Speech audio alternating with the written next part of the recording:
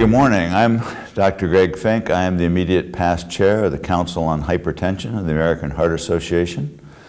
And we're here in Orlando for the annual fall sessions of the Council on Hypertension. And this morning I have with me Dr. Griffin, who I have the pleasure to talk to about several different topics related to her activities as a member of the council. Dr. Griffin is a professor at Loyola University and a physician at the Hines VA Hospital in Chicago. One of the reasons we're talking to Dr. Griffin this morning is that she is the Arthur Corcoran lecturer, a very distinguished lecturer of our society, and she was selected this year by the awards committee. And one of the things I'd like Dr. Griffin to tell us about is the topic of her talk and what led her to begin the investigations that make up her talk. Well, thank you. It's a pleasure to be here, and I'm really excited about receiving this award. My topic is going to be on hypertension and kidney damage and the progression of chronic kidney disease.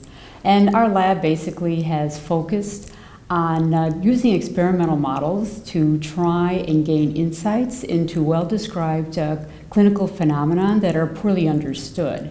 And so chronic kidney disease progression happens to be something that's near and dear to my heart as a nephrologist, and along with hypertension, seems to be a very important healthcare concern.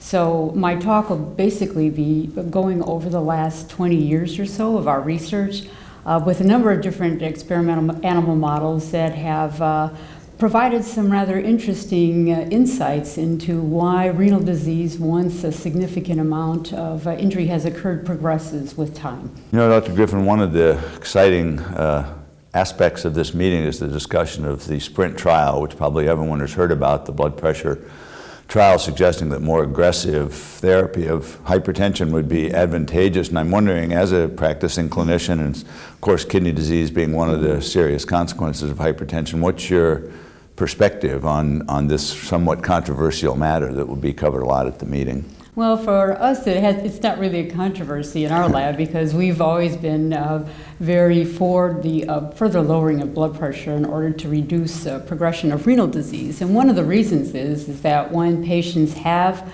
advanced forms of CKD, they have an impairment in the normal autoregulation phenomenon, which is the ability of the kidney to protect itself from elevations or fluctuations in blood pressure.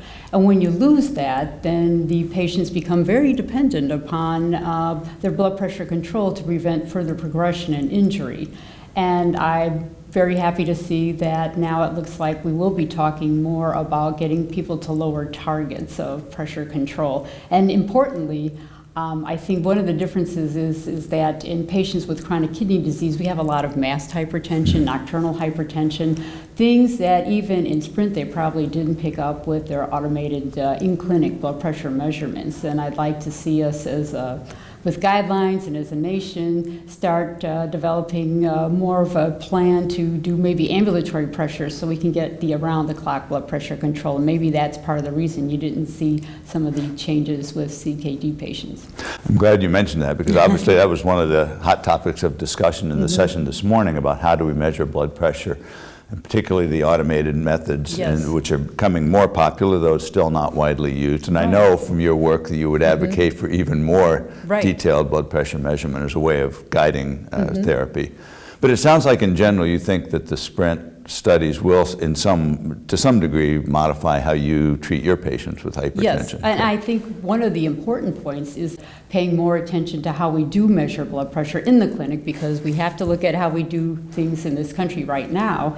And when they removed the patient from the observer and put an automated machine with them and gave them time to relax and proper measurement technique, then you really see what the pressures are. And I think that may explain why you don't see all of the adverse effects of lowering blood pressure, because now you're not treating somebody who's falsely 140 or 150 in your clinic. You're really seeing that they're around 120, 125, and you don't need to adjust treatment further. Thanks. Again, I think that's a very, very important message that's going to be discussed over and over again as part of this meeting. And it's something you've been interested in for a long time, as I well know. Sometimes upstream with this, but You know, another reason why we're fortunate to have Dr. Griffin with us here this morning is she has been recently elected as the incoming chair of this council.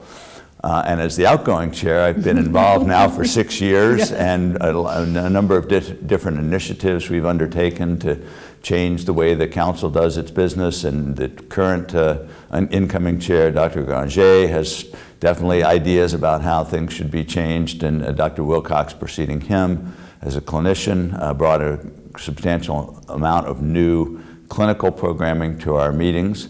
And so I'm wondering, Dr. Griffin, as the incoming chair, if you have any particular ideas about new things that we can do either at the meeting or as part of the council in the area of hypertension. Well, I think a very important thing that I'd like to see happen over the next couple of years is to get more of a combination of clinical as well as basic experimental data shown at this meeting. And I think if we can not only present the data, but somehow intertwine it so that PhDs who are interested in writing grants and doing research in the area have a better understanding of some of the clinical phenomena that we're dealing with, and also for the clinicians to understand what's going on in the basic science field and what the future advances are in this area, very important area of clinical management, which is hypertension.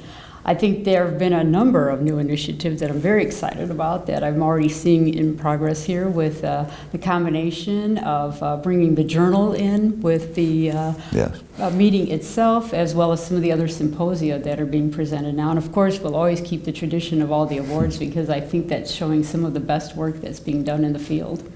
Well, thank you very much. I think one of the reasons, I can't speak for everyone, of course, but I think one of the reasons that Dr. Griffin was selected for this leadership role was the fact that we tried to balance the clinical and the basic research components of our council, and she, in one single person, incorporates both of those interests and expertises, and so it's something that provides, I think, a lot of, her background provides support to both of our major constituencies in this council.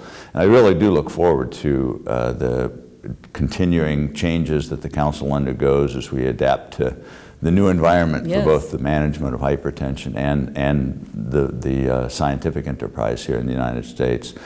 So again, I would just say thank you again, Dr. Griffin, for being with us. My and pleasure. Congratulations on your election. Thank you. I look forward to it.